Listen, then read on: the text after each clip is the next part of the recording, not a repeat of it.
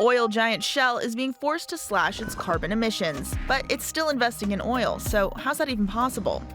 The company is investing millions in carbon offsets, projects that reduce the amount of CO2 going into the atmosphere. And it's not just Shell. In this video, we'll talk about how the voluntary carbon offset market is booming. Now valued at $2 billion, analysts say that could rise to $50 billion by 2030. I see offsetting as a way to accelerate the transition to a low-carbon economy. And we'll look at the dishonest math and dodgy deals that are leading to abuse, especially in South America. Para los pueblos indígenas queda prácticamente nada. Can carbon offsetting really help businesses shed their carbon footprint, or is it all just greenwashing?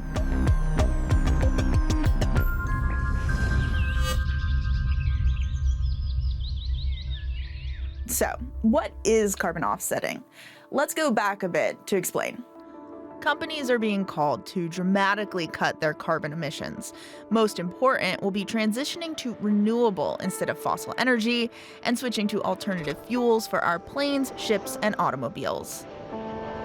But for those emissions that are a little harder to shift, there's another plan: carbon offsetting. A carbon offset is the idea that the atmosphere doesn't care where a carbon emission comes from.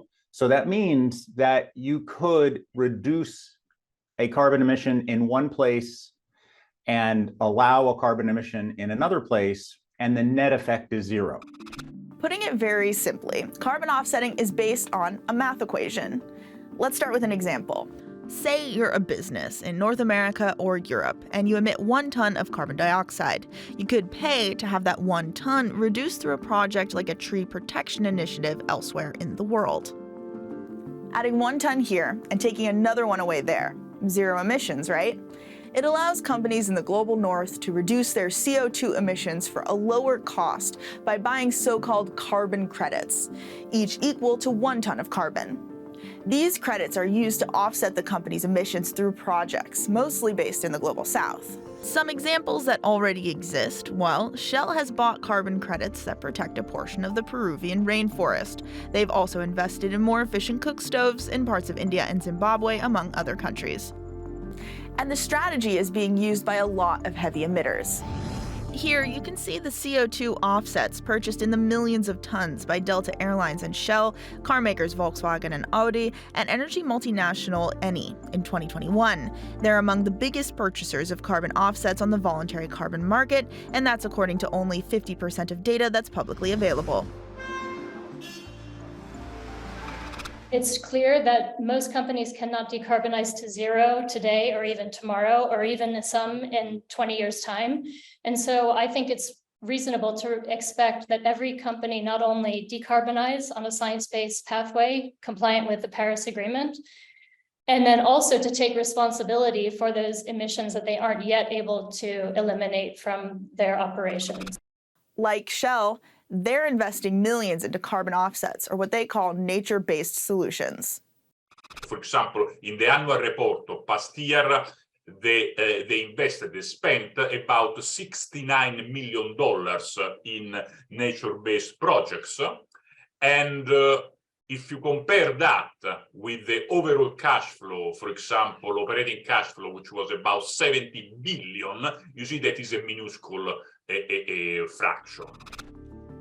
According to an analysis carried out by Carbon Tracker, offsetting is just one part of Shell's carbon reduction strategy and only goes against a very small fraction of their emissions.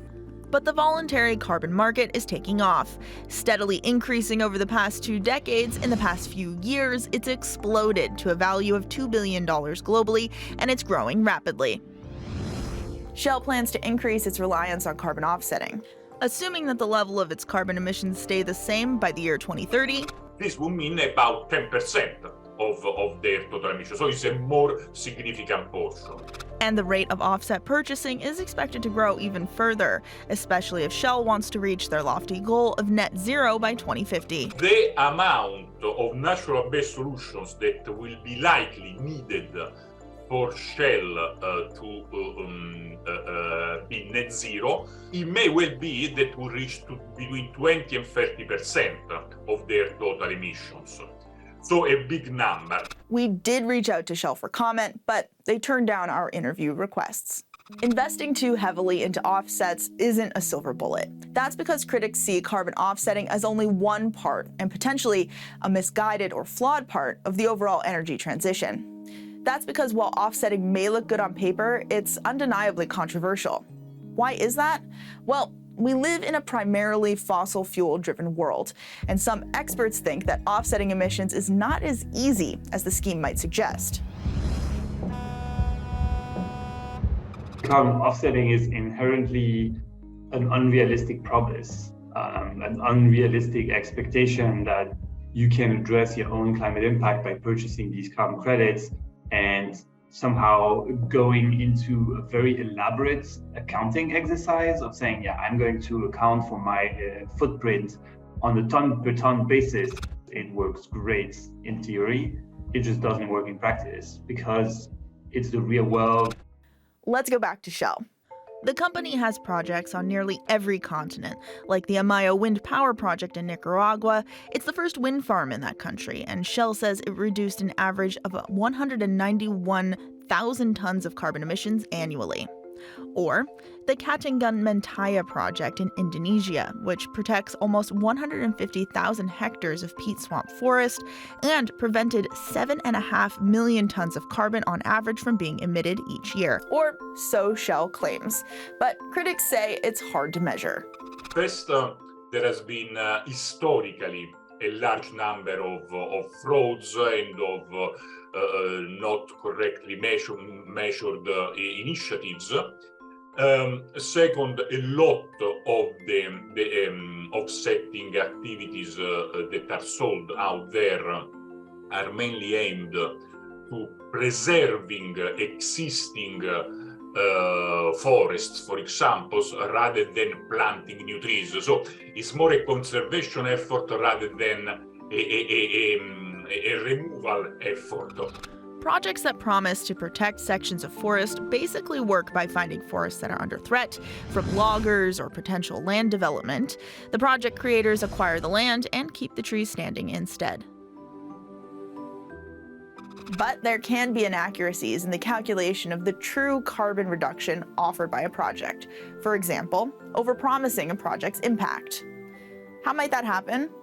A scheme that promises to protect a forest, for example, preventing 100 trees from being cut down, will only have real impact if those 100 trees were truly at risk. If they were always meant to stay standing, no real carbon reductions are made. You have to be making something happen with the carbon offset funding that wouldn't have otherwise happened. How are you figuring out that you are making something happen that wouldn't have otherwise happened? And that is the biggest issue. Just one investigation into the leading carbon standards certifier, Verra, which has also certified projects financed by Shell, found that the threat to forests were overstated by an average of 400%. Around 90% of all rainforest carbon offsets Verra had verified were found to be pretty much worthless, according to the investigating journalists. In May 2023, the CEO of Verra, David Antonioli, stepped down after months of criticism. Verra has rebuked the allegations. They chalk up the differences in projected impact to simply using different measuring methodologies. But the investigation rocked confidence in carbon credits, also in other projects.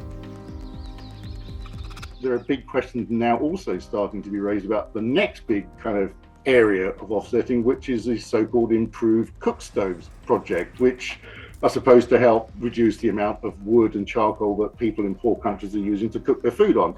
Huge overestimation of emissions reductions going on there. So lots of questions, uncertainty in the market, uncertainty for producers.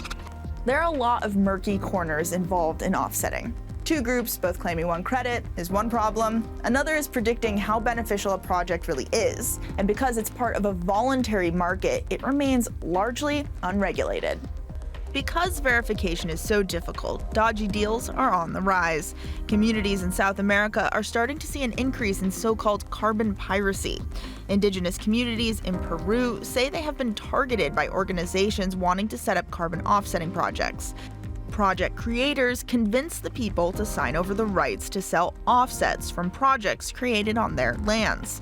The firms promise big payoffs, but Están poniendo el beneficio mínimo para nuestros pueblos, que es algo preocupante, porque la mayor parte está designado o está quedando para el Estado y otros por ONGs intermediarios que supuestamente trabajan para mitigar el cambio climático.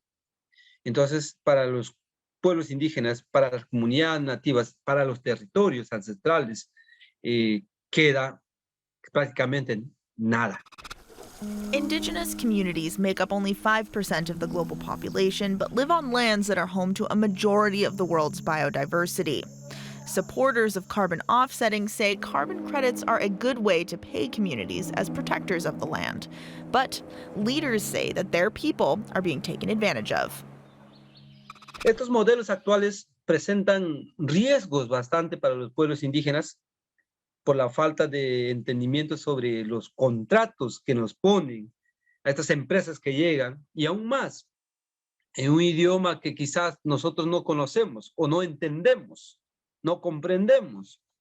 Hacen firmar a algunas autoridades por falta de conocimiento y pues generan conflictos, problemas a lo largo del tiempo.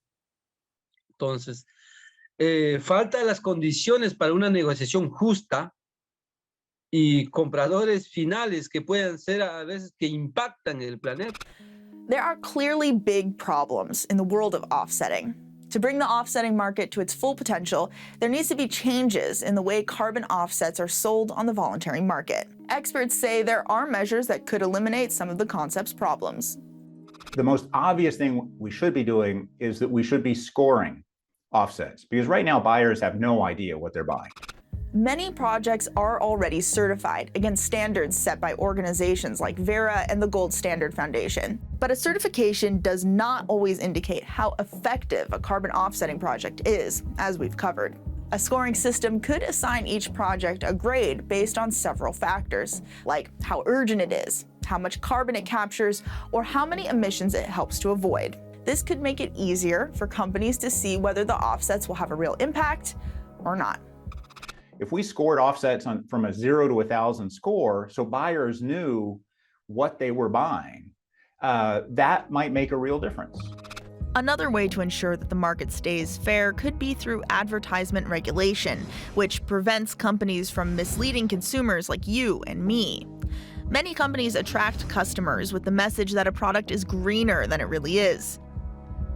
Shell, for example, tried to promote fuel purchases as carbon neutral with the promise that customers could purchase offsets to make up for petrol use. A watchdog group in the Netherlands ordered them to stop, calling the ads misleading.